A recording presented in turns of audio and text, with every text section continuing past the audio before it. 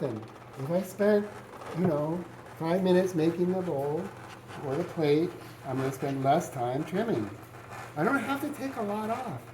I'm not doing anything inside. It's all on the outside. That's level. That's centered. I'm following the angle that I put in there from the rim to the base, right? I'm just completing that line. The base gets narrower because when I'm throwing in the wet clay, I can't reach my fingers all the way under there and get that clay out. I open halfway out from the center to the outside edge of that base. And I'm angling the blade here so that up here is a high point. Down here is deeper, lower. Right? Inside, low point, outside, high point. It's like a dome, right? The question is, how low can you go, right? It's like a game of limbo. You have to feel it, right? You think you can do it, but you have to look at it, see something, and feel it. What you're looking for is this, right? You want to see the little curl of clay, the little ribbon come off the blade. And when it stops coming off the blade, lift the blade, please, because if you continue, you go right through. That should be your first clue. You don't see any clay with the pressure that you're putting on the tool and it's moving. You don't see any clay coming off of the tool, right? There is a skin here that's developed with exposure to heat and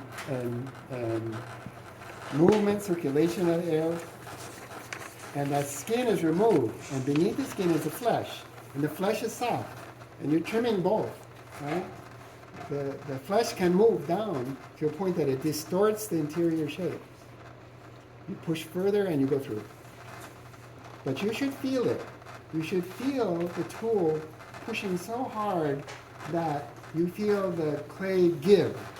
It's not giving you anything because it can't cut it, but it's actually moving down. It's depressing with a little bit of pressure that you put on the tool.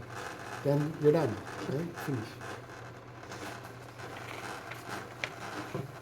You'll go through. I guarantee you'll go through, right? If you've never done this before, you'll get overzealous, you'll feel powerful, you feel excited, then whoop, there you go, through, right? Okay. That's a lesson, right? And you recognize how that felt before you went through, right? You got excited. You started thinking about something else, right? Pay attention to what's going on with your piece. It will tell you.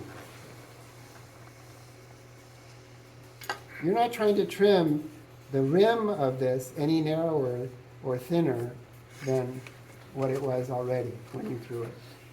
When you throw the plate, you're making the rim, and you leave the rim at the thickness that you want. Don't try to, change that now, because you'll end up with a plate that has a thick rim on this side and a thin rim on this side.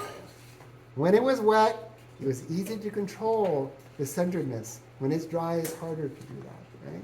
So don't try to trim that any narrower or thinner.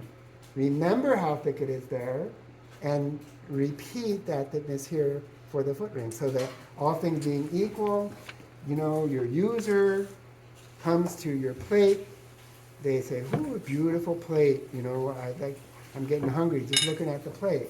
They pick it up and they feel, ooh, that's nice inside, right? And they turn it over. And even a person who's never made one of these before will turn it over and look at the foot. That's sort of like ingrained in us. That's how we're going to judge this object, right? And they'll say, oh, that's the same thickness as this. How did you do that? And just smile and say, can you please pass the food? Go on to something else. Right? It's your thing.